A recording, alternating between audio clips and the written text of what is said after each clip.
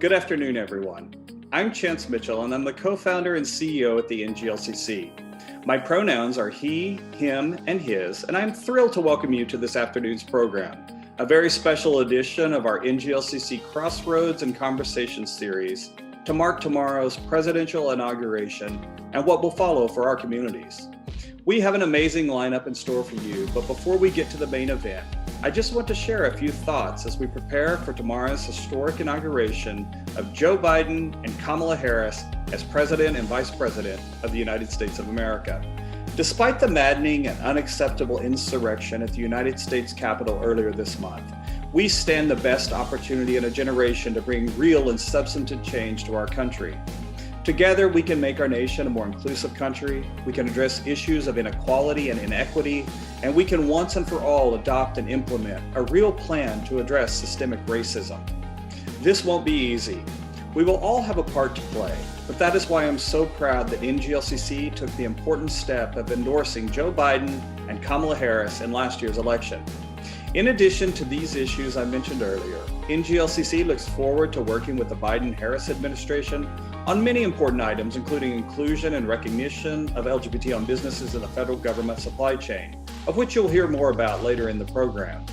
We look forward to finally signing the Equality Act into law and ensuring that LGBT Americans can no longer be denied fair housing, public accommodation, or, as is so important to so many of the business owners in the NGLCC and affiliate network, denied access to credit just for being LGBT. The pandemic and the last 4 years of division have knocked us down, but they have not knocked us out. We can accomplish great things when we commit to working together. And today, we commit to that, and I hope that you will too. Now let's get to today's program and hear exactly how we are going to accomplish these important measures and who is going to help us do just that. It is my pleasure to turn things over to NGLCC co-founder and president, Justin Nelson. Hey, thanks, Chance. I am indeed Justin Nelson. My pronouns are he, him, and his, and it is my absolute pleasure to welcome you to today's very special edition, inaugural edition of NGLCC's Crossroads and Conversation series. We're going to kick things off in just a few minutes with a couple of conversations from history makers in their own right, both members of the LGBT Equality Caucus, Congresswoman Charisse Davids of Kansas, and newly elected Congressman Richie Torres, the great state of New York. We're also going to talk a little bit later on in the program with a number of our LGBTBEs as we cover one of the most important topics for us and the new administration, and that is LGBTBE recognition and inclusion in the federal supply chain.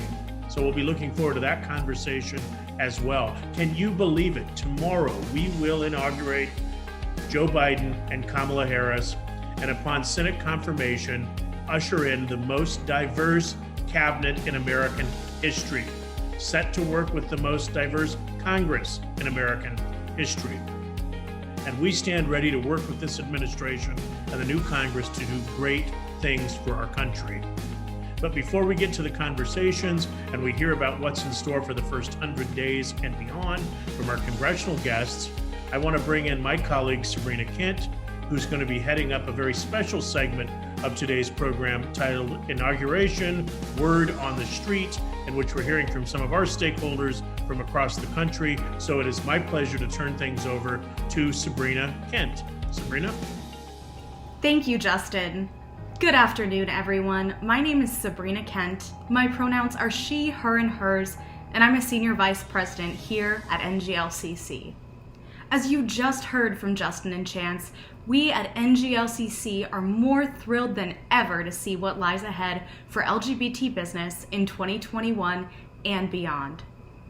Today, you will hear from key leaders in the movement for LGBT equality, equity, and inclusion, including some of our incredible stakeholders from NGLCC's Certified LGBT Business Enterprises, Corporate Partner Network, affiliate chambers, and community partners. As we welcome the incoming Biden-Harris administration and look ahead to the next 4 years, I've been excited to hear what the inauguration word on the street is across the NGLCC family. I asked a few leaders what they're most looking forward to for LGBT business in our community as we look to 2021. Here's what they had to say.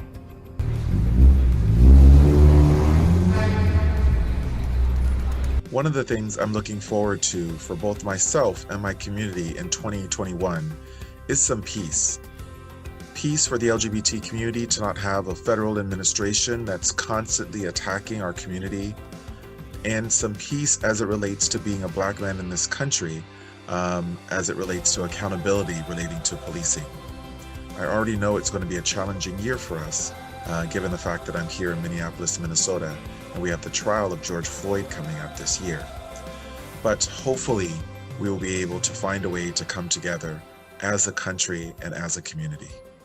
You know, I am incredibly hopeful for 2021 and optimistic with an incoming Biden-Harris administration that supports the LGBTQ community, values our many contributions to America's economy, and will ask and answer the question, what can we do and how can we be better for the LGBTQ community and other communities that have been beaten down, disenfranchised, and suffered lifetimes of discrimination.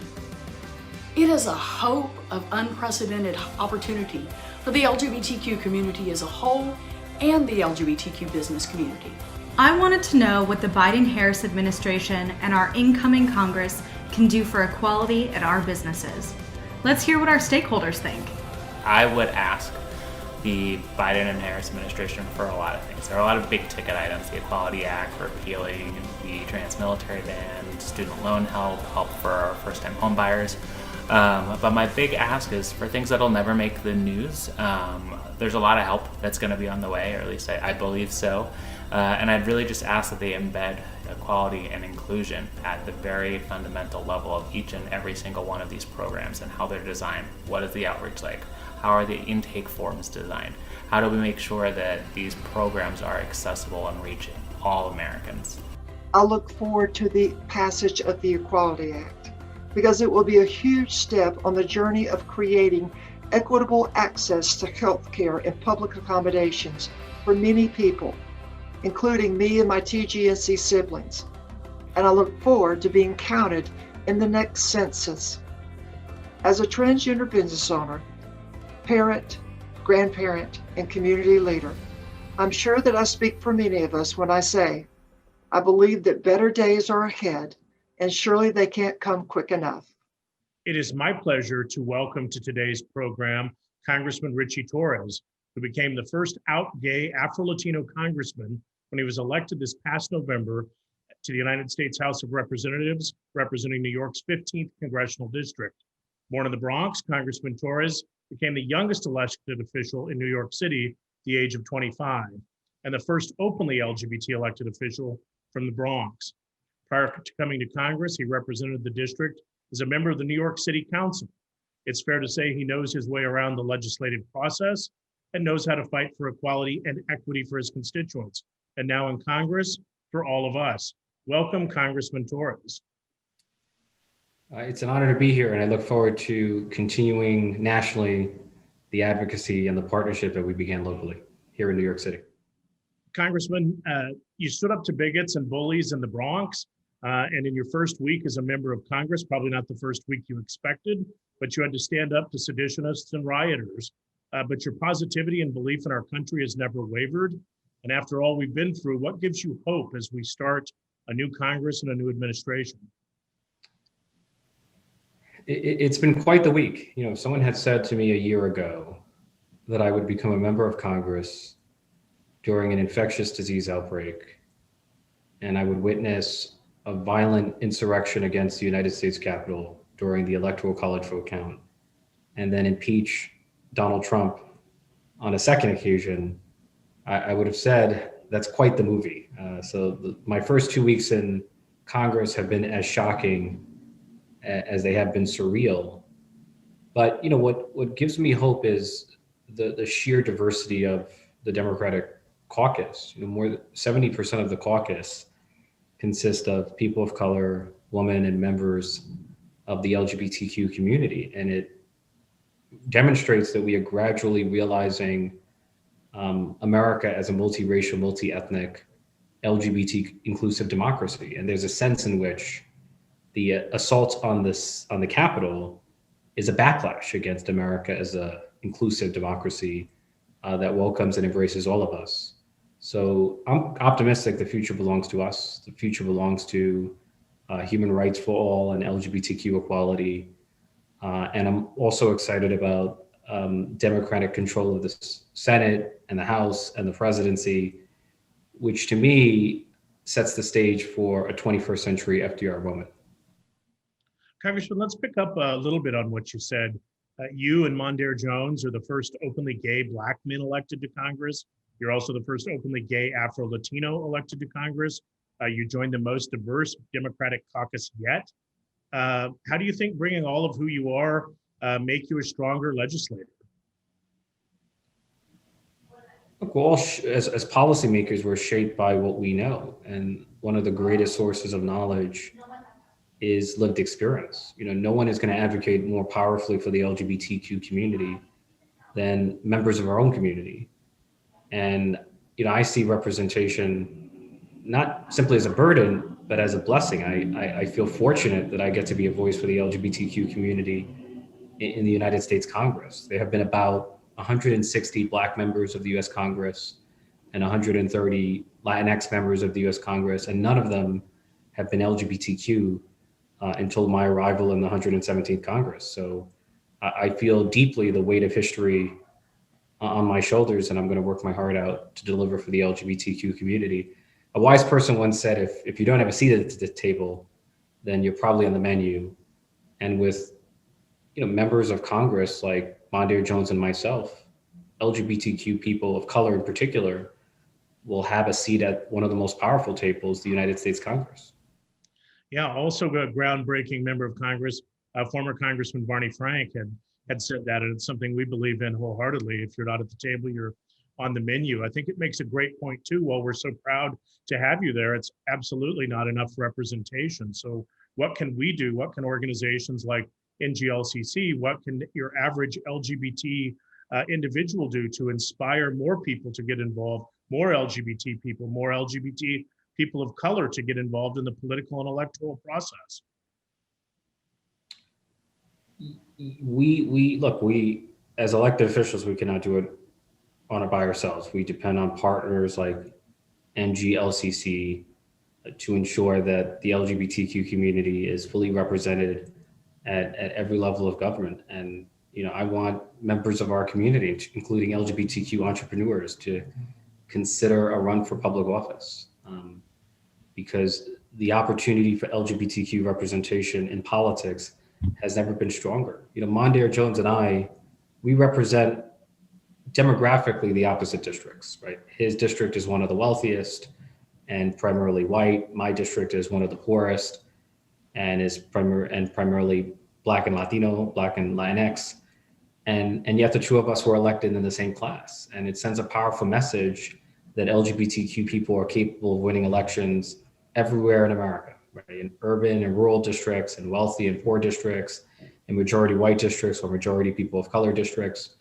Our power is stronger than ever. And the LGBTQ community emerged as a decisive force in the election of both Joe Biden and Kamala Harris, and played a decisive role in ending the national nightmare that has been the dangerous and destructive presidency of Donald Trump. I think about the words of our recently departed Justice Ruth Bader Ginsburg when she was asked how many women justices is enough, and her reply was 9, all of them. And so as we look towards electing a more diverse, more inclusive Congress, we certainly hope that we see more LGBT people of color, and we appreciate the work that you're doing. And not only that you're doing now that you're in Washington, but what your life's work has been in terms of standing up for the marginalized communities that you represent. In fact, in 2019, as you may remember, we gave you our Champion in Government Award for helping advance LGBT business inclusion in New York City. You heard Chance talk about it earlier in his intro that federal inclusion is one of our top priorities. But thanks to your leadership, this policy in New York City was activated this very morning. So I just wonder if you have anything you'd like to say about that, or what your perspective may be on how important it is to have LGBT inclusion in our procurement processes? I'm just so grateful for the progress we've made, and the partnership that I've had with NGLCC has been indispensable, and I look forward to continuing the partnership in Washington, D.C. We have to ensure that LGBTQ inclusion and equity is at the center of everything we do. We have to be intentional about representing the interest of LGBTQ entrepreneurs, the LGBTQ business community, and ensure that our community gets its fair share of procurement in both the public and private sector. And I appreciate you holding both government and corporate America accountable for including the LGBTQ community. We appreciate that, Congressman. And I think now let's maybe talk a little bit about what not only the next 100 days, but the next 4 years may look like. And just curious a little bit about how your perspective working with us and other diverse communities you serve in the Bronx has shaped how you see an economic recovery ahead that helps every American succeed. We're certainly going to pass a massive COVID-19 stimulus package, to enable all of us, especially the most vulnerable among us, to recover from what has been a catastrophic economic and public health crisis. I happen to represent the South Bronx, which is said to be the poorest congressional district in America. I have neighborhoods where the unemployment rate could be as high as 25%, which is comparable to the joblessness of the Great Depression. And so the highest priority of the next Congress should be to put people back to work, put money in the pockets of families struggling during COVID-19, and defending civil rights and human rights. One of our highest legislative priorities should be the passage of the Equality Act, so that our community is protected from discrimination in matters of employment, housing, and public accommodation. And President Biden's administration needs to issue executive orders, put in place regulations that reverse Donald Trump's 4-year assaults on our equality and humanity. It's amazing to think of what we accomplished during the Obama-Biden administration and how fragile some of those victories can be when you have a new administration come in that is hell-bent on dismantling equality and equity opportunities for a good portion of the American population. It really makes you think about who you are and what your priorities are and how we best fight together. I'm kind of curious in knowing what your journey from serving in the city council to Congress taught you that maybe you didn't expect to learn about America, or maybe that you didn't expect to learn about yourself. And feel free to even add what's happened in the last few weeks of the uprisings here in our own country.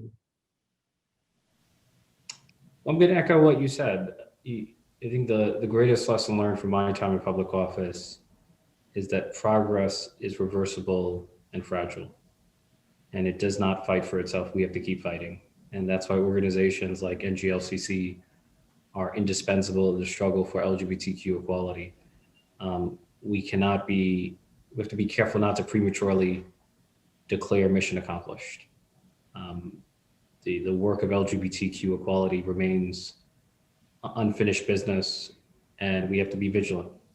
And the siege on the Capitol is an assault on progress. That's what it is, right? Donald Trump represents a reaction against the march of history, the arc of history toward a more inclusive and equitable society.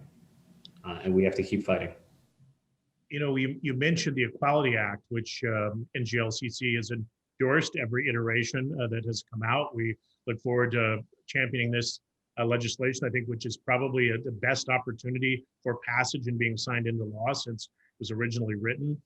We obviously want to, additionally ensure that federal contractors, while maybe not being able to discriminate in hiring practices, there's still nothing saying they can't discriminate in procurement practices. So that's something else that we'd like to see addressed as part of the Equality Act, in addition to federal inclusion of LGBT suppliers. What else are you looking forward to in the first 100 days of the Biden administration? What are some of your priorities, and where do you see yourself spending a lot of your time and energies in that first 100 days?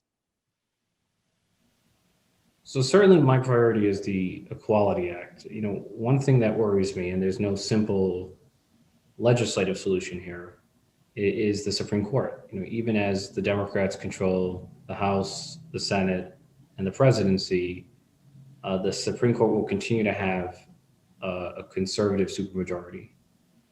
And a case could be made that the most insidious threat to LGBTQ equality comes from the Supreme Court. And I worry about the Supreme Court radically reinterpreting religious liberty as a license to discriminate. So we just have to carefully monitor the Supreme Court because the weaponization of religious liberty against our equality might be one of our greatest challenges. And it's a reminder that, again, we cannot take progress for granted. We have to remain on guard. We have to remain vigilant. What are some of the other priorities that you plan on working on, if not in the first 100 days, but that you campaigned on, that brought you to Congress, that you're very passionate about, and that we should plan on getting behind over the next 100 days and the next 2 years? So one of my greatest passions is housing. I was born and raised in public housing, which in New York City has been so savagely defunded by the federal government that it has $40 billion worth of capital needs. So I grew up, like many others, in conditions of mold and mildew, leaks and lead, without reliable heat and hot water in the winter. In New York City, there are 60,000 individuals in our shelter system, a third of whom are children. So imagine being a child and in the wealthiest city in the world and never knowing life outside of shelter. And we know that homelessness and housing insecurity has a disproportionately destructive impact on the LGBTQ community, particularly LGBTQ youth, who face the highest risk of suicide. So I'm going to make it my mission to fight for more federal resources for affordable housing. The best solution to homelessness is more housing and more affordable housing, particularly communities in need like ours, the LGBTQ community. A second passion of mine is the child tax credit. The child tax credit is the largest tax expenditure on families in America, but the present structure of the child tax credit is so regressive that it leaves behind a third of American families, the poorest families. And in the South Bronx, 2/3 of the poorest families are excluded from the full benefit of the child tax credit.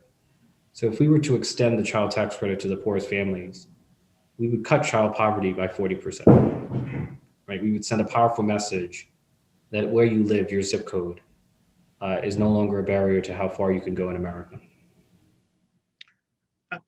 Congressman, I'm curious to know what your feelings are on the likelihood of a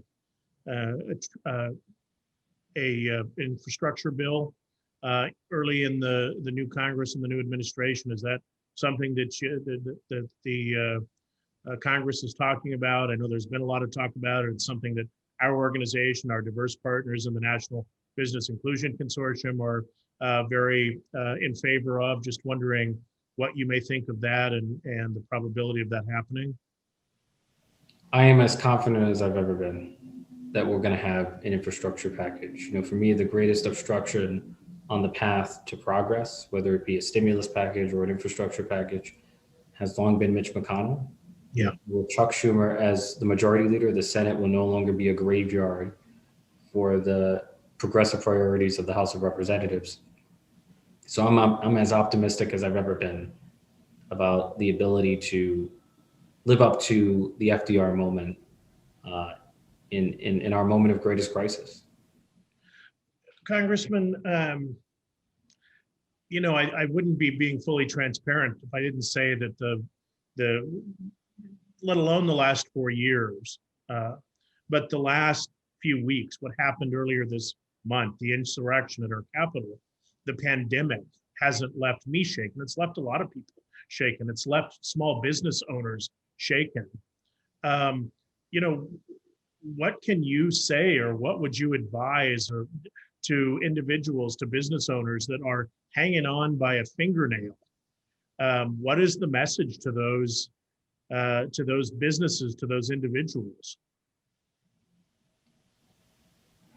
When I feel their pain, it's deeply personal to me. I represent a district full of small businesses that are struggling to survive. I have businesses that have been owned by the same family for more than 100 years in some cases. Businesses that have survived the Spanish flu and 2 world wars and the Great Depression and 9/11, and those businesses are struggling to an extent we have not seen before. Back in March, during the peak of the pandemic, the South Bronx was hit the hardest by COVID-19. I contracted COVID-19 myself. I lost friends and neighbors to COVID-19. I saw mass burials in New York City. And then in my first week in Congress, I lived through a violent assault on the Capitol. I saw the very cathedral of our democracy descend into a scene of panic and pandemonium because of a violent mob intent on doing harm to elected officials and doing harm to our democracy. But I want to underscore that I remain optimistic because we're going to win.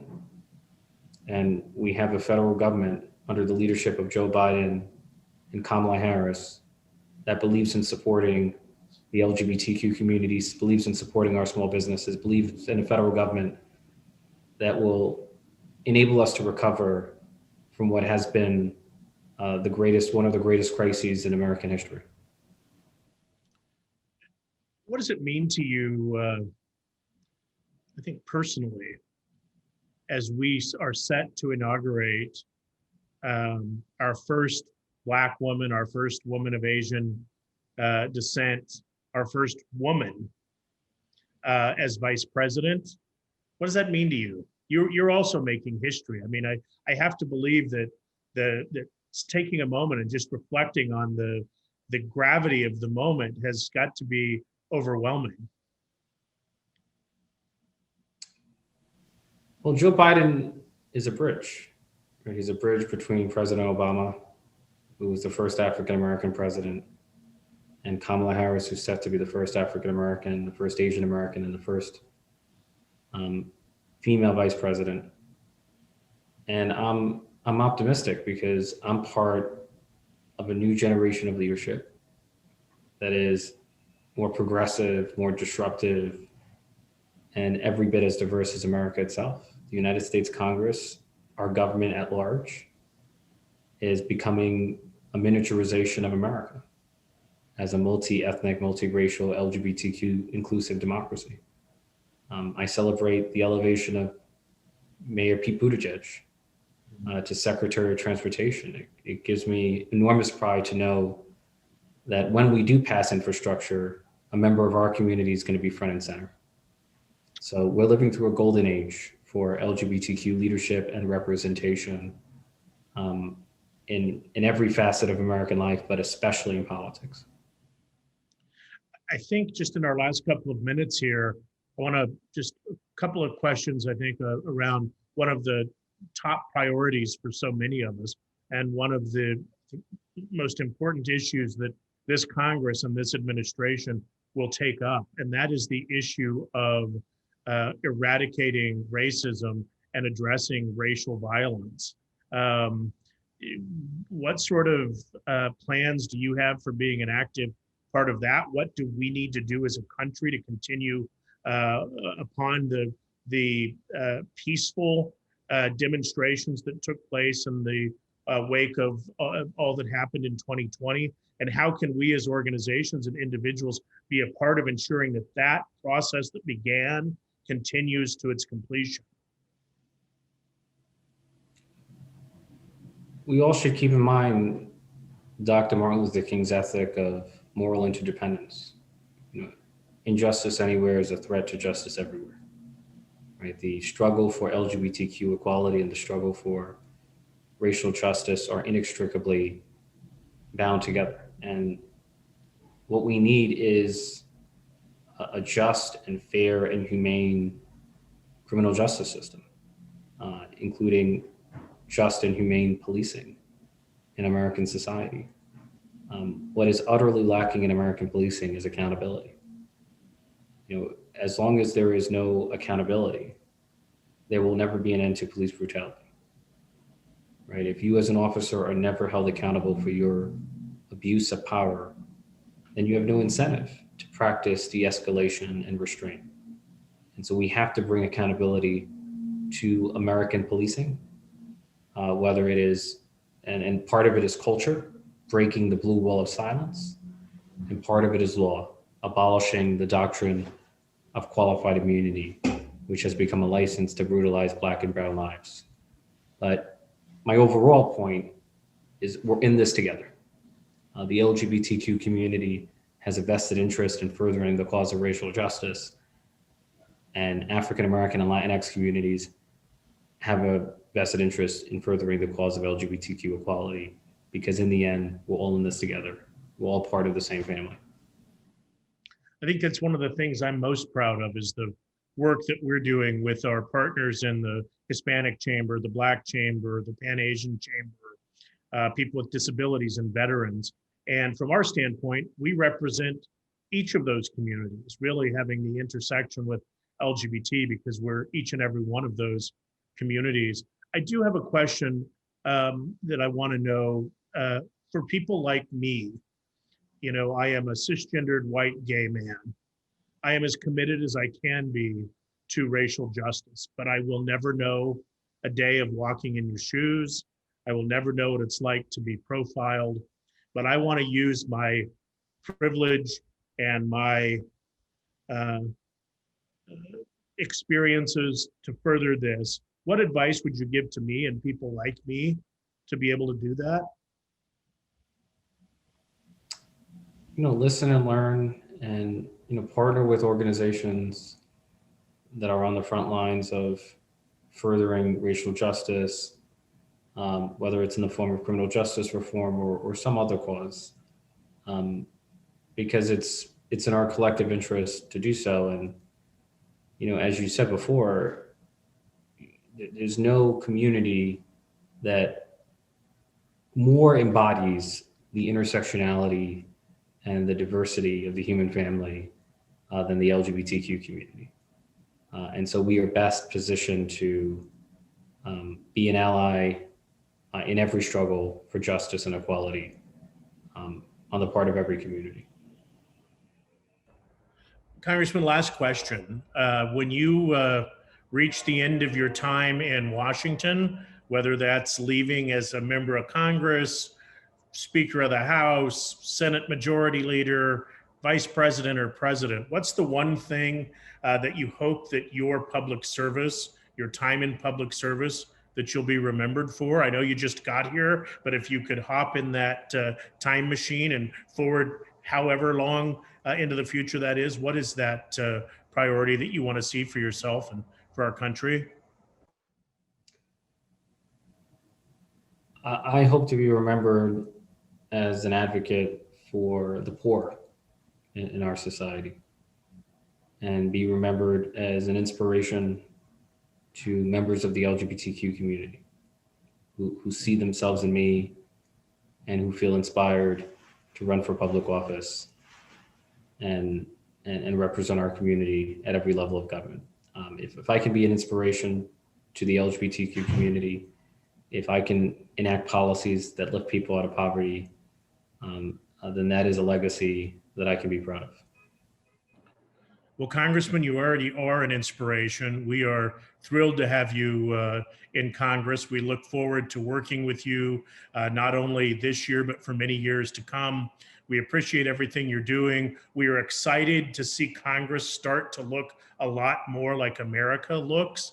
And we are here to be your partner in moving progress forward. So thank you so much. We're excited to have you as a part of this special edition of our Crossroads and Communication Inaugural Edition. We wish you well on your first term and look forward to seeing you in many, many more. If you want to learn more about the Congressman, you can visit his congressional website at www.richietorres.house.gov. Thank you very much, Congressman, and I'll leave it to you to see if you have any final parting thoughts.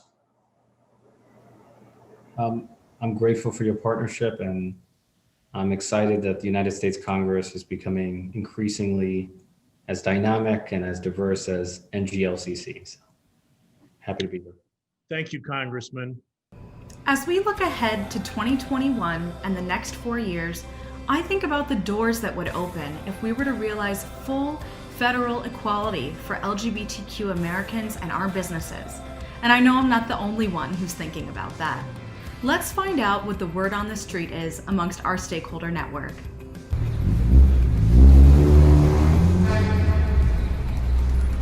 Throughout the United States, more and more big businesses are providing workplace protections for LGBT plus people because they recognize that people are more productive and engaged when they can give their authentic selves to work.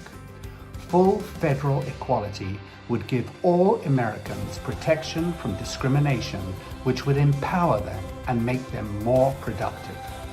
So as we approach the next 4 years under the new Biden-Harris administration, it is my hope that trust again will be restored at the executive level of the branch of government. That we will begin to heal from all the divisiveness that has ripped this country apart. I am hopeful that President Biden and Vice President Harris can unite this country through thoughtful and compassionate discourse, sensible legislation, and a desire that all Americans are treated equal under the law. I implore the new administration and Congress to do the right thing and allow our community an easier path to the pursuit of happiness. Surely then, we can have a celebration and everyone is invited. You know, the first 3 words of the preamble to the Constitution are, "We the people." I just want to be one of those people. It is my pleasure to now welcome Representative Charisse Davids, who became one of the first 2 Native American women to serve in Congress when she was sworn in 2019 as the U.S. Representative from Kansas's 3rd District. She is the first LGBT Native American to serve in Congress. Representative Davids has centered her work in the office on putting Kansas first, fighting to limit the influence of special interests, and making healthcare more affordable and accessible to everyone. She is a member of the House Small Business Committee. She's a firm believer, as we are, that you can't achieve equality if you don't have equity. It is my pleasure to welcome Congresswoman Charisse Davids. Well, hello. Thank you for having me. I'm excited to be here. And I'm really looking forward to this conversation because, I mean, like you said, unless we're looking at equity in every single area, we're not really going to get to either a thriving economy or a thriving society. So I'm very, very excited to have this conversation today. Thank you. We're excited to have you here. Let's dive right in. And I think that probably what's front and center is you and your colleagues began this new term literally fighting to protect our country and our democracy. After all we've been through, I'm curious to know what gives you hope as we start the new Congress and the new administration. Yeah, that's a really great question. I think that like a lot of my colleagues, I don't know that I really had a good sense of what I was signing up for when I decided to run for office in 2018. But what we did know, I believe that we did know in 2018 that that no matter what way you were participating in this democracy, that it was important to do that. For me, it meant running for office, and for quite a few people who had never run for office before, but then saw that their representative was not representing them, was not representing the best interests of their districts. I was so honored. It's like actually hard to believe that I got the chance to be sworn in with literally the most diverse Congress ever to be sworn in 2018. And so,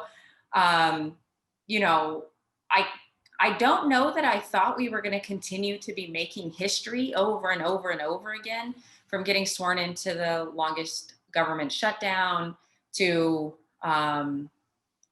frankly, impeaching a president to now having to navigate a global pandemic and the impacts that that's having on our public health as well as our the economy. And then now to start off this term with a mob of literally white supremacist groups descending on the United States Capitol. I think that there are probably a lot of people who wonder, like, how do we move forward from here? What could we even feel optimistic about?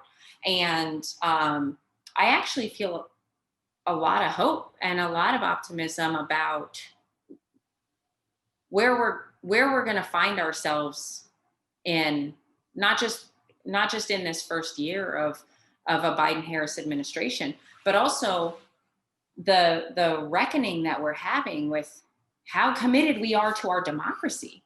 You know, I mean, a lot of people tried to stop the certification of the next president in the United States. And as soon as we cleared the building, and by we, I mean our Capitol Police officers and Sergeant at Arms and the National Guard that came out here.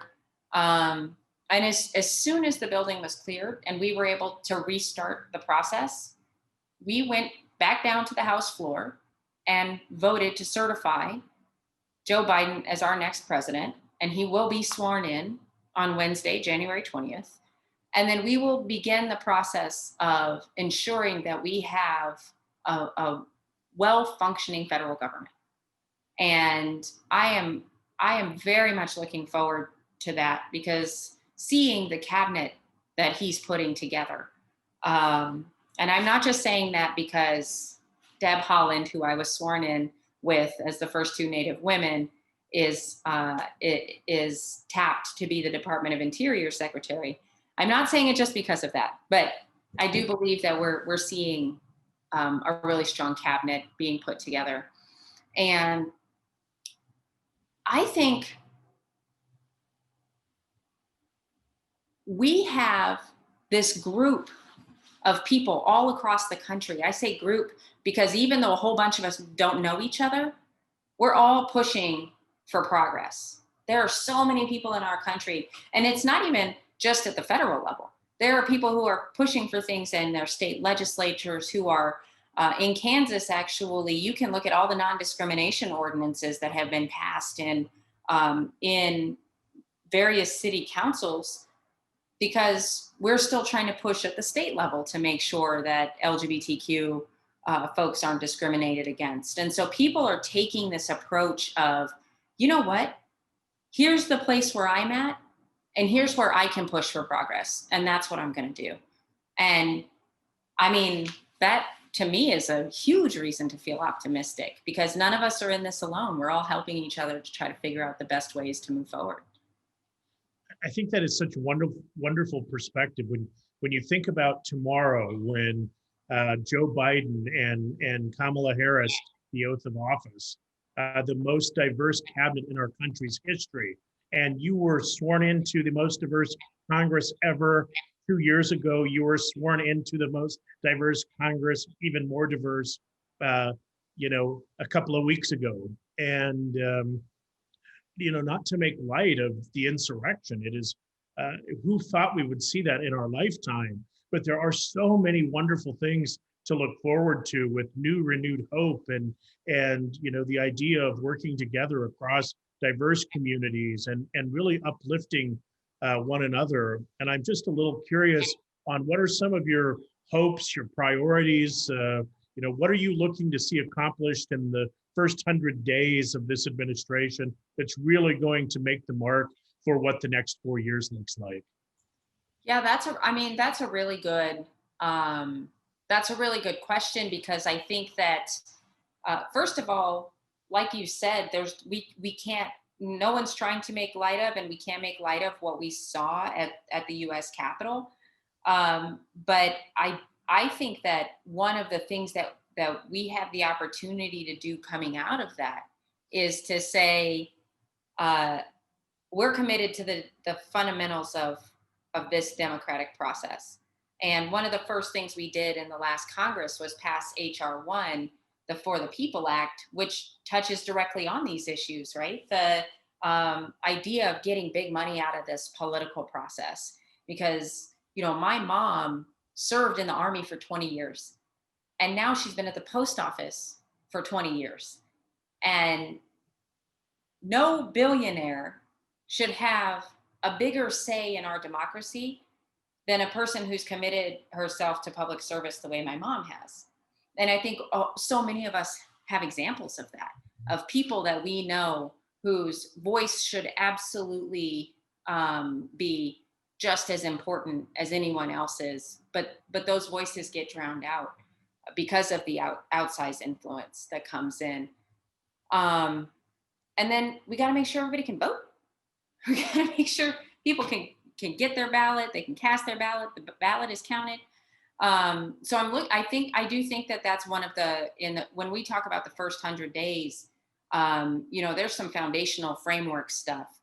But we can walk and chew gum at the same time. And clearly the coronavirus pandemic has devastated so many communities. It's devastated small businesses, big businesses. It's devastated workers and families in a way that none of us have had to experience before. And so I think that when we look at this first 100 days, I was glad to see that President-elect Biden put out his plan for COVID and a COVID relief package that includes things like direct support to individuals. It includes things like making sure that our business community, that our small business owners are able to access some relief because so many people are just struggling to keep their doors open, to keep folks on payroll. And then we also saw that that there's a priority for parents and guardians to make sure that if you have to stay home because you're sick or a dependent is sick, that there's actually ways for people to be able to do that. Because I do think that issues around childcare, around making sure that, and dependent care, making sure that stuff is valued and that that people have the relief they need when it comes to that too.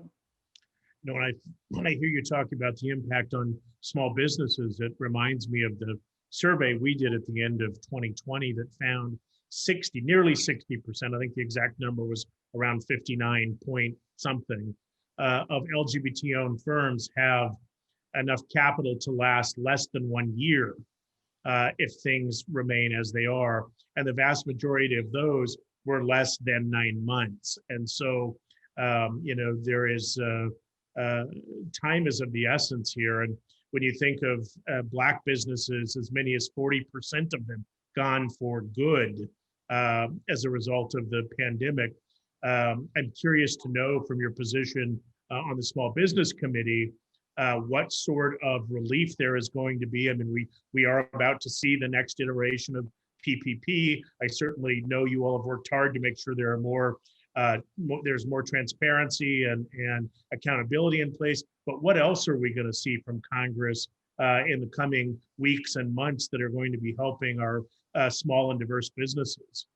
Yeah, that's a really good question. And one of the things that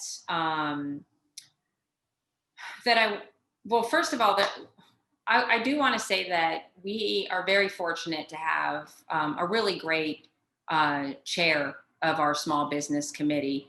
Nydia Velasquez is phenomenal, and particularly when it comes to issues of equity. And so she has been a champion for making sure that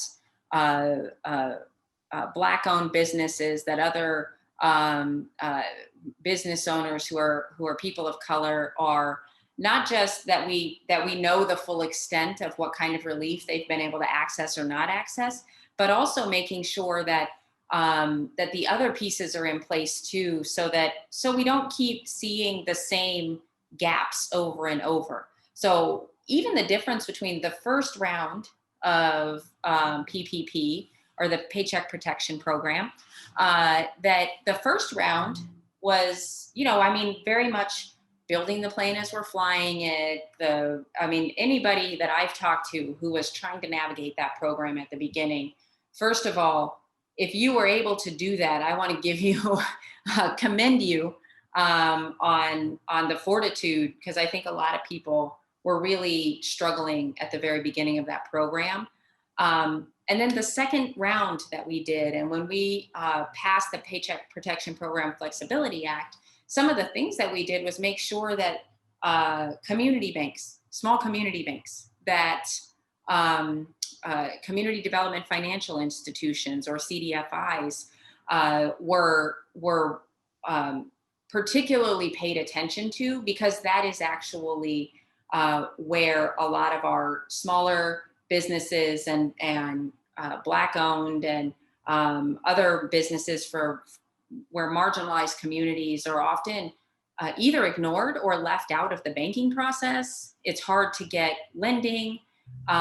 Sometimes there are collateral issues. I'm probably saying all the things everybody who's watching already knows, but we tried to pay particular attention to those things. It doesn't mean that certainly the problem is not solved. And what I'm looking forward to in this next session of Congress is that we'll be able to actually dig in a bit deeper on that. It's not going to just be making sure that the data is there. It's going to be about making sure that when it comes to the SBA communicating out with people, what are the modes and methods you're using? What languages are you communicating out to folks in? And also making sure that we're listening to the difficulty that our small businesses have in doing the paperwork, in knowing which paperwork to fill out, and the best ways to do that. And then the last thing I want to say is, one of the things that happened during the initial rollout of the Paycheck Protection Program was that a lot of tribal businesses were actually left out and made ineligible. And I was able to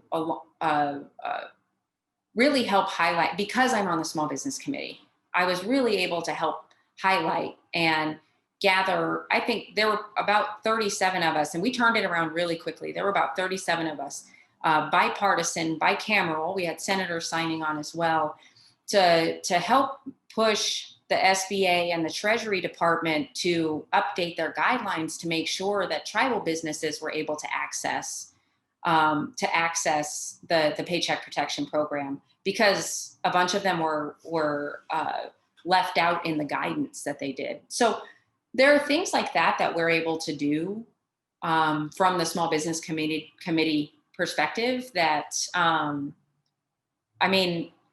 I actually don't even remember what the beginning of the question was, but that stuff makes me excited about how we can actually have an impact. Yeah, I want to pick up a little bit on what you were talking about with regards to the CDFIs and sort of how you reworked that second round of funding that went out. And I would encourage you to continue to lean into that. So many of our businesses, and not just LGBT, but diverse businesses across the board, were left out of that first tranche of funding, even though many of them had banking relationships with some of the large financial services institutions. Because their relationship maybe was smaller than some others, I think, and maybe they don't have the sort of staff that it takes to run the business and also make the application. They were either missed in the shuffle or just didn't have people power to get it done. Absolutely, the CDFIs were a life preserver to diverse small businesses. I would encourage the committee to take a look at some additional accountability and transparency from the big banks, because these are still relationships that our members have. However, they've been sort of pushed into creating another set of relationships with CDFIs, which are fantastic, but there's a disconnect there that maybe exactly that I hope that the committee could take a look at. In fact, myself and a handful of our partners in the National Business Inclusion Consortium, the U.S. Hispanic Chamber, the Black Chamber, and a few others met recently with the incoming Council of Economic Advisors, and we had a really robust dialogue around that topic. So I'm excited to hear that it's still front and center for you and for the committee as we look at, I think, what'll probably be round 3, round 4, round 5 by the time that we're done with this. Yeah, and actually that would be a really great conversation for us in the way that you all sat down with the incoming Economic Council. It might be good for us to do a roundtable with some members, pull that together again, and also, even though this is the Paycheck Protection Program and the small business aspect and the chamber aspect, I bet there would even be a couple of members who sit on financial services who would like to learn more about this, because one of the things that I've noticed since coming to Congress, I worked in community and economic development before I started in the politics world, and I have been very, very, I guess it's like heartwarming, which is a funny way to talk about members of Congress, but it has been heartwarming to see how often my colleagues are asking questions about who is being impacted by this. And I think the reason I say that is because I remember when I was doing community and economic development work, and often felt as though there weren't enough people who were in decision-making positions who were asking those questions. Who wasn't at the table? Whose voice hasn't been heard in this process? And I'm not saying it's like completely across the board, every single member, but I've been encouraged to see the number of members who are moving that direction. And it's probably because of what we were talking about earlier, that we now have such a huge growth in diverse and not just that it's more diverse, it's more reflective. Like what we're talking about is a more reflective body when we're talking about the new members of Congress that we get to serve with now. And so I think that anyway, the point is, I would love for us to try to pull together a conversation similar to what you said you all had with the Economic Council. And we would be pleased to help you do that. And we have a great deal of admiration, respect for Chairwoman Velasquez, and we will absolutely do that. To your point, when we're talking about our diverse communities, our chambers and business groups work together a lot. It's a $9 trillion economy. When you think about women, veterans, people with disability, LGBT, people of color. And so, no longer is it should we think about them? It's an integral part of the small business engine that makes the economy run. So we're there, we will be helpful. Couple questions for you, maybe on a more personal note. You're the first LGBT Native American member of Congress. You've joined the most diverse Democratic caucus yet. How do you think that bringing all of who you are to this work makes you a better legislator? That's a really good question. And I think that the longer I'm here, the more depth gets added to that, because the last 2 years, the first 2 years of my time in the House was very much like this, right? And turns out so is the beginning of the second term. But I think probably one of the biggest things that I noticed during my time so far is that it has more to do with my ability to recognize when certain questions aren't being asked, if that makes sense. And I kind of mentioned that earlier. Things like, who haven't we talked to yet? Because one of the issues around, or one of the problems with trying to address issues in Native and tribal communities is that often people just are completely unaware of them. And so if you ask the question, who haven't we talked to yet? And instead of having a list of like, we already talked to this list of people, saying who didn't we talk to, it forces you to think a little bit outside the normal paradigm that you are used to thinking about. So some of it is just, I almost feel like asking questions that might not have been asked by certainly by the person who had this seat before me. But then the other thing I think is really important, and it's not a tangible policy thing. It is, I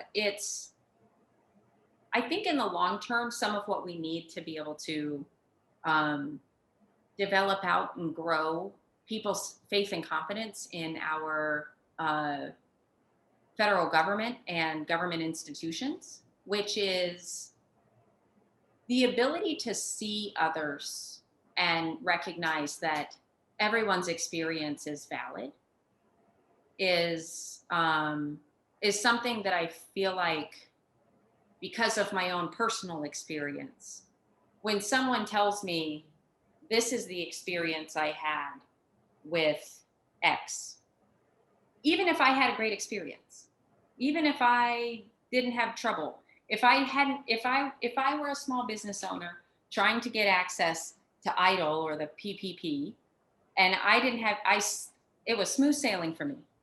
If someone came up to me and said, actually, I really struggled accessing that program, my response wouldn't be, oh, well, it was easy for me, so it must be something that you did wrong. Yeah. Instead, the question would be, well, let's figure out why you had a hard time navigating the program, because I believe you that you had a hard time navigating this program. And I think that is a different thing than what we have seen from a lot of our federal policymakers. If someone says they're having a hard time accessing healthcare, if they're having a hard time with student loans or with voting, like these are real issues. And just because the policymaker that personally has not experienced them, or no one in their office has, doesn't mean it's not a valid experience. It just means that we need to be asking more questions about how did it come to be that someone was struggling to access the services of our government, the government that's here to serve all of us. And I think that is something, I truly believe that's something that comes from my lived experience and what I've seen. I love your perspective there. You know, it's almost the different way of saying it, but similar sentiment to what people probably are sick and tired of hearing me repeat. And it's that as red-blooded tax-paying Americans, this is our government as well. And we should be taking advantage of the services, whether they be the Small Business Administration, whether they be programs through the Department of Commerce, through state, utilizing resources to export through the commercial services folks. And of course, as I like to say, as red-blooded tax-paying Americans, we should have the ability to bid on taxpayer-funded contracts without the fear of being discriminated against or losing that contract. And that's a big priority for us in this administration, is to pick up where we left off in the Obama administration. We had a 4-year gap there that was not overly friendly to LGBT businesses from our federal government. So we're excited about that. 2 things I want to get to, but I know we're running low on time, but I do just want to, they're important issues. One, how do you see Congress and this administration in a meaningful, lasting, impactful way addressing racial violence and racial discrimination? That's a really good question. I I feel like I've said that 3 times too. That's a really good question. I like these questions. So first of all, I think we're in the next administration, we're going to see already leaps and bounds ahead of the current administration's approach to this, in that the Biden-Harris administration recognizes that there's an issue, recognizes that the long overdue conversation about racial justice or racial injustice that has existed for a long time, that we saw in this past year, exacerbated and brought to the forefront of the consciousness of the country. The fact that we have an incoming administration that even recognizes that is going to help facilitate progress on that, on the issue. I had the chance just recently, and it was actually with the Equality Caucus. We spoke with the legislative affairs folks for the incoming administration, the White House Legislative Affairs Office. And I actually raised the point of racial justice and racism and issues around racism and equity have to be the one of the primary lenses through which we evaluate all policy. And that means some of the things we talked about earlier with the small business committee work that I'm doing, but it also means on the Transportation and Infrastructure Committee, when we're looking at legislation for that, we have to make sure that what we're talking about is equity, and particularly equity when it comes to the racial injustice that we've seen. And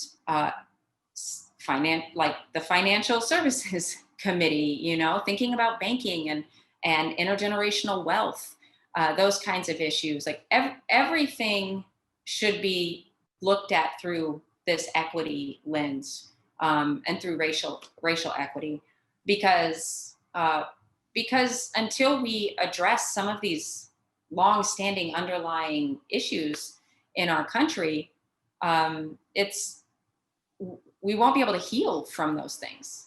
In the same way, we have to make sure that even just what we saw on Wednesday, we have to acknowledge that what we saw was groups of like white supremacist groups coming together to try to stop our democratic process.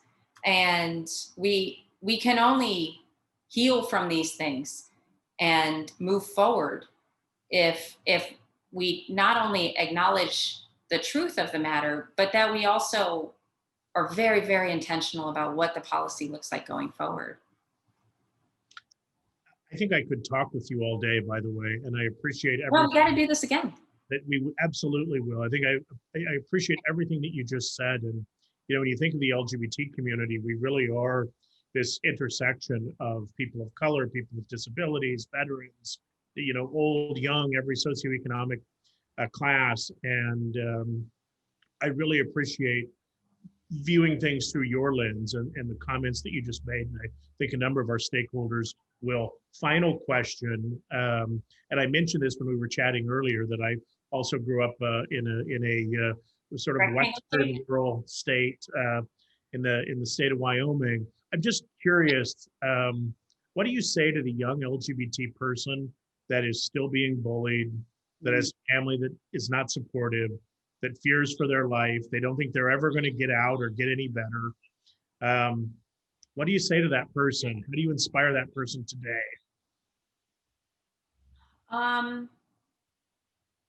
Well, first of all, I think that one of the most unfortunate and hardest things I always feel like is that when you're in that kind of situation, it almost feels it feels so unfair to know that there's a burden on the person who is experiencing that to try to find other people. But I think that even if you can just find one or two people that you can have that, like, where you can have that feeling of being safe. And sometimes it's not that easy. It's not easy to find somebody who you feel like you can be safe around. But there are some different groups out there and different organizations that can help folks. And I would just say to like, first of all, for people who are watching, please be supportive of groups like the Trevor Project and GLAAD and the different organizations, and even organizations like the NGLCC. I think that being supportive of organizations that can be supportive of individuals is really, really important. And then the other thing that I think a lot about is it's that isolation, like feeling isolated, is one of the worst and hardest things, I think. And I think that that's part of a lot of our young people who are experiencing, emotional trauma from whether it's because of their family or at school, and just trying to recognize that it feels isolating, but you're not alone. It feels isolating, but people do care. And sometimes you don't see those people right in front of you, but they exist. And one of the reasons that I was so glad last time around, and I actually can't believe I'm not getting to mentioning the Equality Act until the end of our conversation here, but and I know I'm running over time, but I think it's really, really important to acknowledge that one of the things that, even though we knew that Donald Trump was not going to sign, that Mitch McConnell would not bring it to the floor, and that even if he did, that Donald Trump would not sign the Equality Act, we had an entire body of leadership in the federal government. The United States House of Representatives passed the Equality Act, and it was bipartisan. We had Republican support in voting yes on that bill to say you should not be discriminated against because you're part of the LGBTQ plus community. You should have all the respect and all the rights that every single human is deserving of. And I think that being able to have a body of leaders send that message is to me really, really important, because there are a lot of signals that might tell people otherwise, that might tell people they're not deserving of something, they're not deserving of love, or they're not deserving of respect. And none of that is true. And so I think that us being able to say, you're important, you matter, no one should treat you differently or badly because you're part of the LGBTQ community, I think is a really, really important thing. And any chance we get to be able to do that can, I hope, be helpful for people when they're in the midst of it. So it's hard when you're in the midst of that isolation and pain to be able to see that there are people who care, there are people who think you're important. So I think anytime we can send that message, it's really, really important. I think now of the young LGBT kid in Wyoming that has someone to look up to, that is a neighbor, that is an out LGBT Native American Congresswoman, kick-ass Congresswoman that cares, that is an inspiration, that gives us hope. And I'm I'm incredibly inspired by this conversation, knowing what we've been through, not just the last few weeks, but the last 4 years, and knowing what's possible with the Biden-Harris administration, with you, with Richie Torres, with the most diverse Congress in American history. I mean, the sky's the limit if we all join together, take a minute, believe we can do it, right? And it's going to be led by people like you. And I can't tell you how much I appreciate your work, your passion, and you spending time with us when what I know is a crazy week with the inauguration and everything. So thank you so very much, Congresswoman. We really appreciate it. Yeah, I appreciated our conversation today too. Thank you so much. I hope we can do this again. And you know, I guess I just want to say to everybody, thank you for all the work you're doing, for keeping up the fight for our democracy, for keeping our economy moving along in the best way we possibly can until we get on the other side of this pandemic. I hope everybody's able to stay safe. Thanks again.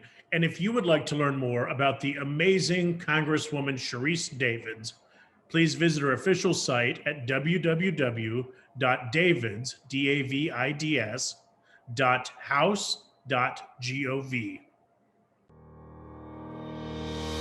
My name is Erasmo Sanchez. My name is Lauren Schweppe. My name is Sean Franklin. And my pronouns are he, him, his. My pronouns are she, her, and hers. My pronouns are he, him, and his. And I'm the manager of the Stakeholder Engagement Center at NGLCC. Vice President of Affiliate Relations. Program Manager of the Chamber Leadership Alliance. 2020 may have been the year that knocked us down, but it didn't knock us out. 2021 is a year of incredible promise, and we've certainly waited long enough for some good news. I know that the LGBT business owners that NGLCC represents have so much to look forward to in 2021. For 2021, I am most excited to see the continued resilience of our New York LGBT business community. One of the things that I am most excited about for 2021 is certifying more LGBT businesses. We look forward to working with the Biden-Harris administration, the most diverse cabinet in American history, and the most diverse Congress in American history. I'm also really looking forward to working with the new Biden and Harris administration to promote diversity and inclusion for all Americans. We continue to work with our corporate partners to create creative strategies to engage and strengthen their impact with LGBT suppliers. And I'm very excited about the opportunity to connect in person with our global affiliates and partners during 2021. I'm really excited to continue working with our 51 affiliates across the country as they work to help grow a diverse business community. I am looking forward to building capacity of as many local and state chamber leaders as possible with the Chamber Leadership Development Program. I'm also super excited to continue working closely with our affiliate chambers, as well as for the upcoming virtual programming we will have to offer in 2021. Thank you so much for being a part of NGLCC. Happy New Year, happy 2021. I wish everyone a safe, healthy, happy, and inspired 2021 ahead. Happy New Year.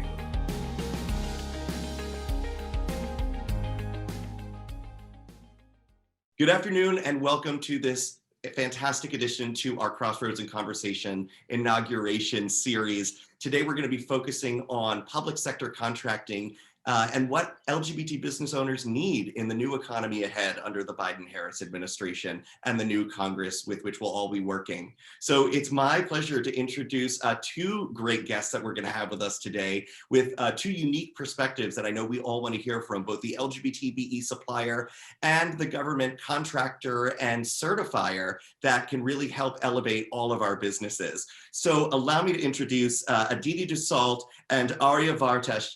Welcome to both of you. Introduce yourselves. Let our stakeholders and our friends know a little bit about yourself. Aditi, I'll ask you to go first. Great, thank you. Jonathan, it's great to see you and thank you for the opportunity to speak to everyone in the NGLCC universe. So as you mentioned, my name is Aditi Dussault and I work and own a company called GovContract Pros. We work with federal contractors, both large and small, helping them navigate the federal procurement world. Everything from certifications, how to get into the 8A program, the HubZone program, how to set up mentor-protege relationships to take advantage of larger government opportunities, and really everything federal procurement related. So we've been in operation for a few years now. My co-founders and I were former appointees in the Obama administration, and really have a good experience working with the SBA and other agencies on how to get in there. Fantastic. And I know your skill set is going to be invaluable to our network this year. So thrilled to have you with us, Aditi. Thank you. Thank you. And Arya, welcome. Thank you, Jonathan. And as Aditi said, thank you for having us both here. This is definitely an exciting opportunity. My name is Arya Virasta. I am the owner of Fathom Consulting Group. We are a small business that focuses on strategic advisory services as well as support for data-driven decision-making, mainly in the national security space for Department of Homeland Security clients, but we are actively expanding to other agencies as well as to the state and local levels. Aditi, I'll have to be reaching out to you for some support, I think, moving forward. But we're definitely very excited. We're a young company. We only started in 2019.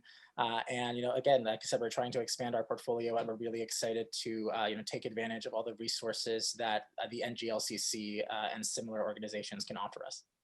Well, thank you for that, and thrilled to have you both with us today. This is going to be a bright new day for not just the community, as we expect tremendous growth in LGBTQ inclusion, as well as government-wide commitments to fighting for racial equity and inclusion that supports all of our allies and every other community. We're also so excited about this new chapter in contracting. At NGLCC, you know that we've helped open up over 25 cities and states in just the last few years to LGBTBEs, and this conversation is going to continue with this administration, just as we did with the Obama administration. So, Aditi, I'm going to start with you by asking, as someone who is such a specialist in helping those get plugged into what seems like such a massive government machine, what's the best advice that you give suppliers who think, I don't even know where to begin on a government contracting journey? Right. So one of the greatest things about federal procurement is the amount of transparency in it. There are a lot of really nice databases, and there are a lot of really difficult databases that publish the information about what large parts of the government buys. I mean, obviously, the Department of Defense and other national security type oriented work is classified and maybe not as accessible. But broadly speaking, the federal government does a good job of showing what's out there. And thinking about the wide range of goods and services that the government buys, there's a place for pretty much every single company somewhere in the federal supply chain. And so kind of using those available resources to try to narrow it down and using your networks, I think, is critical in figuring out how to actually navigate and where to start. And so, it's just kind of, I generally recommend, if you haven't ever thought about federal procurement, to really lean back on the things that you are good at.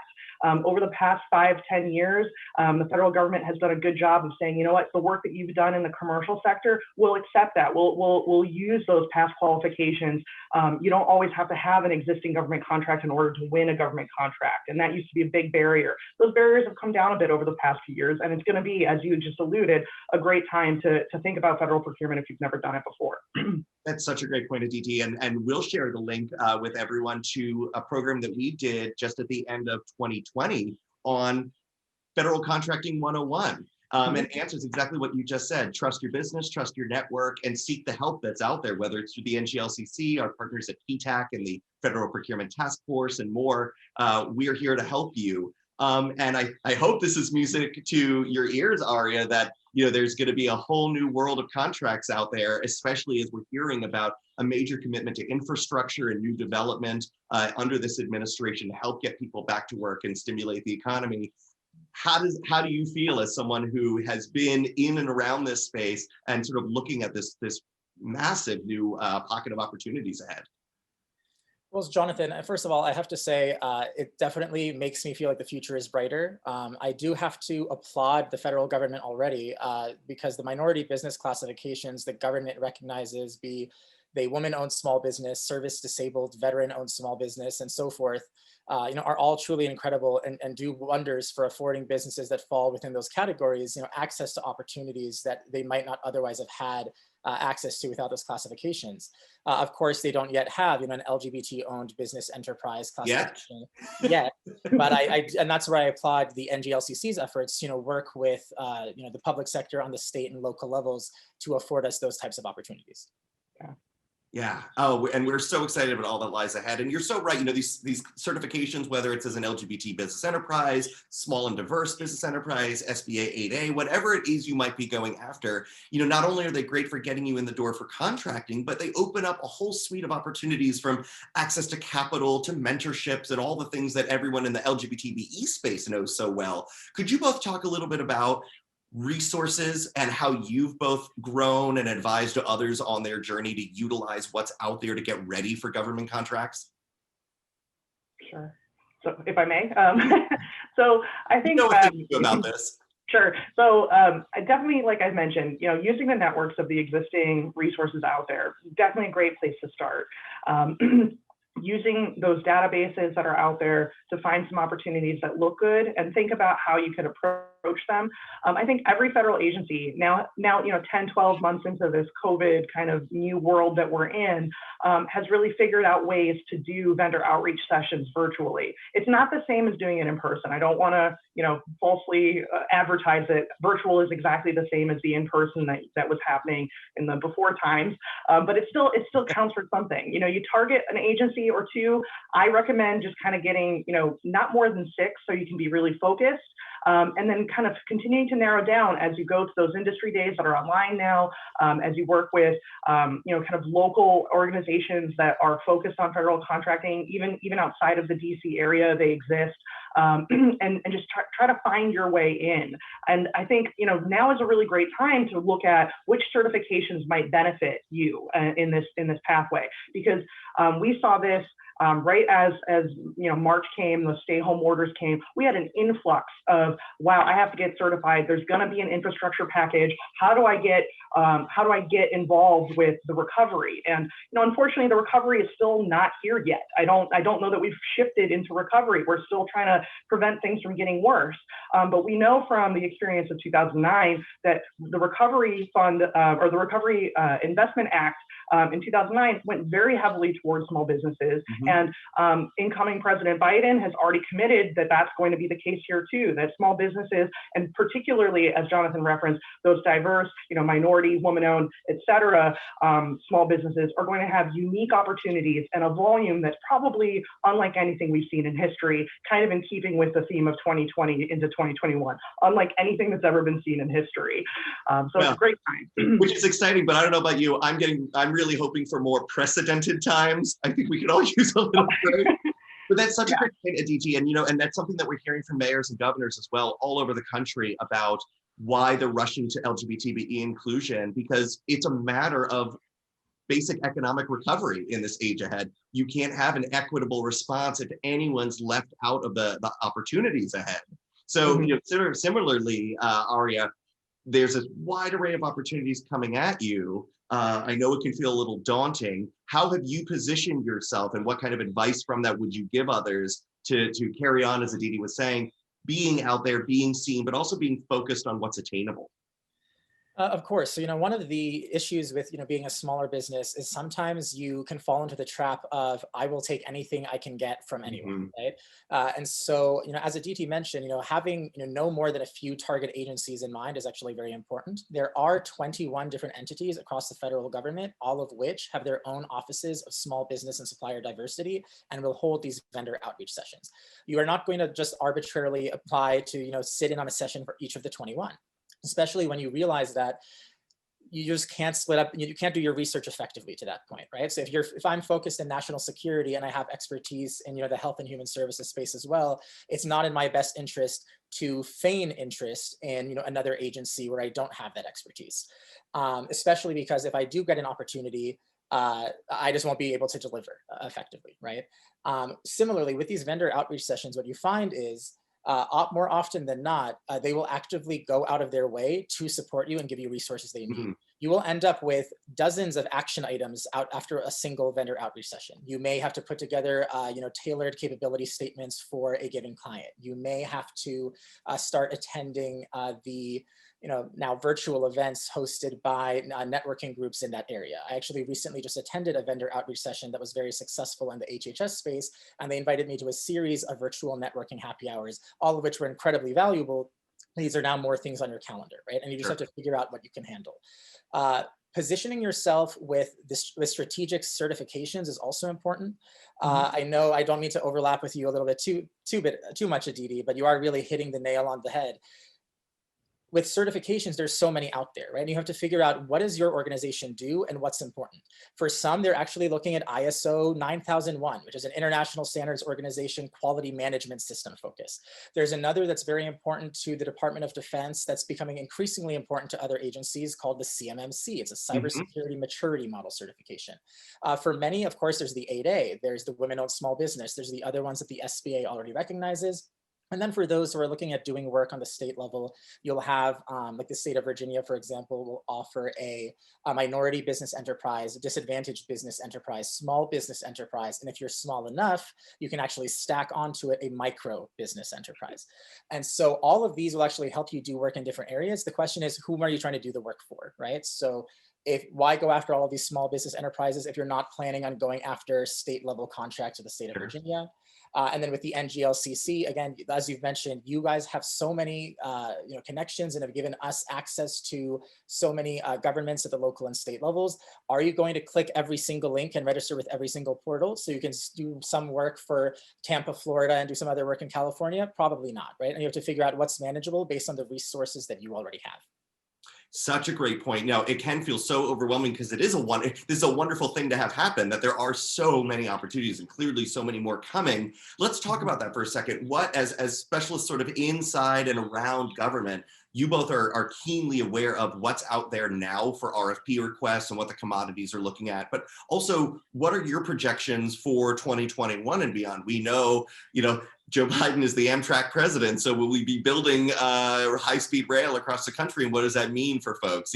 What are the kinds of industries everyone should be preparing to supply, and thinking several tiers down for subcontracting in ways that could really help, to your point, Aria, some of those micro businesses or smaller commodity industries still be a part of this huge ecosystem of opportunity. Whoever would like to go first? Well, something that I think is important to note is, let's say the concept of the NAICS code, right? Again, what does your company actually provide? So, there's a very popular one, 41611. It is administrative and general kind of management consulting services. Most projects will actually have an element of that, right? So if we're talking about specific industries and talking about infrastructure and talking about construction, of course, there are going to be companies that are specifically tailored to do that kind of work that can actually provide you the equipment and the machinery and the expertise in that regard. But there will also be the more kind of, generalist elements that will still be necessary, right? The folks who have the project management backgrounds, the folks who have that kind of Lean Six Sigma background and so forth.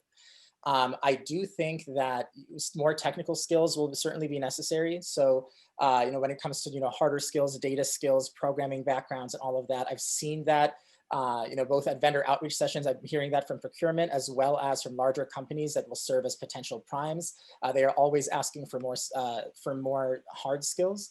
However, I'm also finding that just expertise in specific fields is also very attractive to people. When it comes to the mentor-protege relationships we've mentioned earlier, those are things that my company too has sought after, and those are increasingly likely when you're again in the fields that you specialize with. So I would say for businesses that are already already operating, know what's coming down the road, but if you're not a construction company, don't try to become a construction company, right? Just kind of focus on the opportunities that are available to you, focus on, building those relationships, and know that as part of, as the Biden administration comes into play, as we see this, an increasingly diverse Congress, start to serve its increasingly diverse constituents, you can expect that there will still be more opportunities in really any of the fields that you already serve across the federal government. Well said. Aditi, how about you?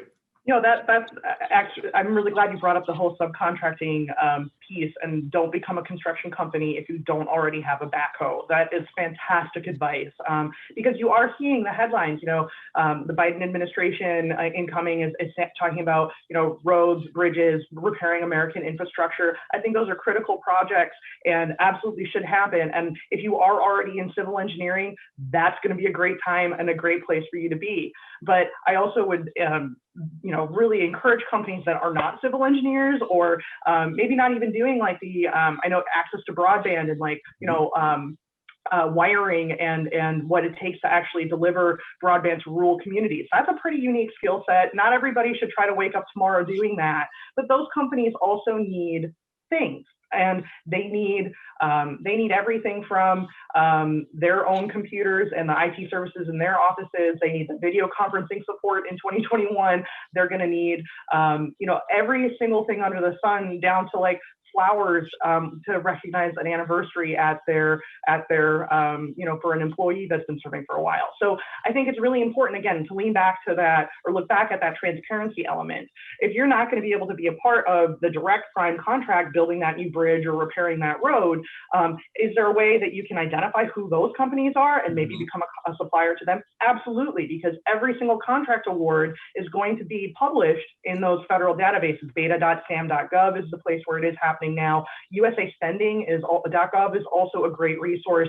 I find that one a little bit easier to work with, as beta.sam.gov is still kind of working out some of its idiosyncrasies.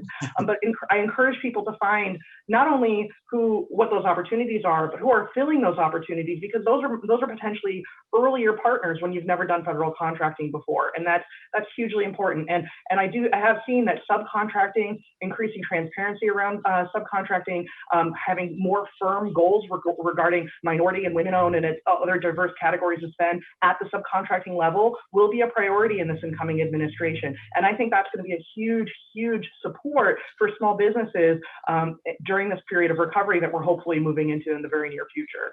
Such a great point, and it really does underscore, it is a big apple at which you can bite, but sometimes the easiest way to attack it is with a little help from a friend. Exactly. Many NGLCC corporate partners are already government contractors, using them to do some capability, a proof of capability, to then get that recommendation to become a sub on some of their government work could be invaluable, and it really helps you cut through some of the red tape and noise. Well, thank you both, and you both have said it so beautifully.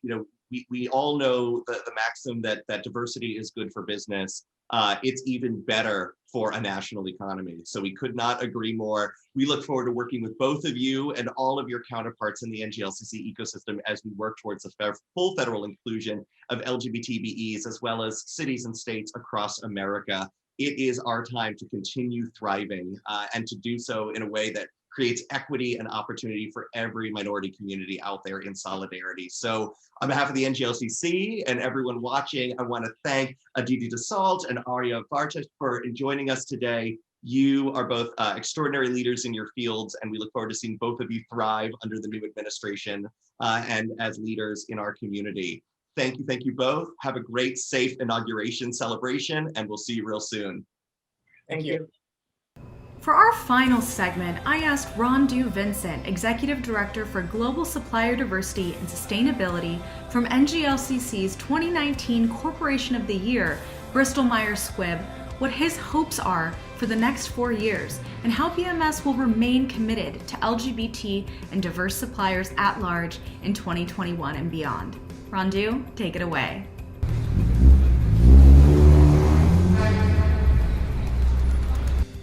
I'm Rondu Vincent, he, him, his, and I am the Executive Director of Global Supply Diversity and Sustainability at Bristol-Myers Square. 2020 has tested all of us. I want to applaud those that went beyond the challenges and turned this around for themselves and our communities. Through the NGLCC network, I have seen new businesses launched through innovation and passion. So I hope to not only see that continue in 2021 and beyond, but also as we look to rebuild our economies around the world. I hope that gender and health equity, especially within the LGBT community, take a more central role. In the past few years, we have seen the rise in great LGBT workforces around the world, which enriches corporate cultures and drives better outcomes. When our LGBTQ family is included, we are all better. I want to see more activism from allies like myself, because there's so much more work to do. When inclusion is intentional and authentic, anything is possible. Our collective efforts have changed global policies in the private and public sector to be more inclusive. I'd like to share some commitments in Bristol-Myers Square. Our diverse business community is so important to us. And to meet our mission of helping patients prevail over serious diseases, at Bristol-Myers Square, we are committed to developing a workforce and a supply chain that is diverse and inclusive, capable of discovering and developing important new medicines for patients around the world. And we encourage all of our employees to bring their authentic selves to work, use their unique perspectives to contribute in a meaningful and impactful way to support our mission.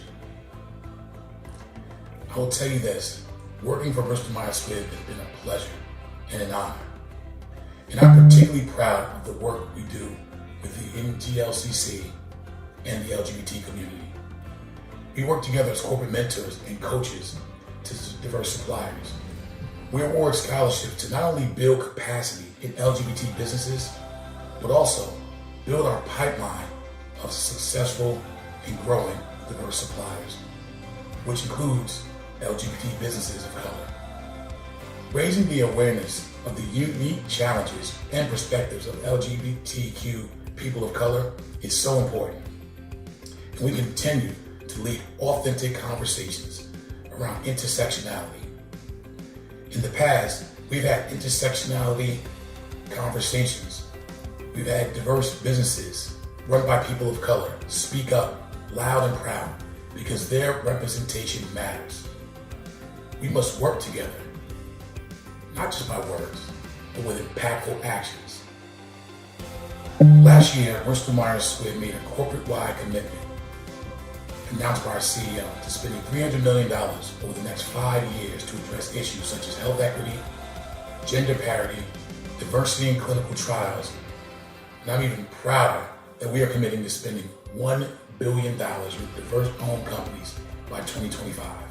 And yes, that includes businesses owned by members of the LGBT community. Again, our journey continues as much more work lies ahead to build a truly inclusive world, and I hope we can continue to support each other through that journey. Thank you so much for having me, and let's all have an outstanding 2021. I want to thank you all for joining us today, and I hope you're as excited as we are about what the future holds for our country. Together, we can accomplish great things if we put our minds to it, if we commit to doing it. We can do this. We can do this. You heard from leaders, you heard from stakeholders. We can do this. I want to thank everyone that participated in today's conversation, from suppliers, LGBT business owners, members of Congress, all of you stakeholders out there across the country. We appreciate every single one of you. I want to give a big shout out to Team NGLCC, not just for putting today's program together, but for the work that you do every single day, for the work that you did last year under the craziest of circumstances, for the quality that you continue to do today that I know will produce throughout this year and beyond. We are so appreciative of your work. To our corporate partners that support our efforts, thank you very much. To our affiliate network that is the backbone of this LGBT business movement, to our businesses that are working hard every day to keep this economy running, thank you, thank you, thank you. And I hope you all tune in tomorrow as we inaugurate Joe Biden and Kamala Harris for President of the United States, Vice President of the United States, working with the most diverse Congress in history. We can do this together. Now let's get to work.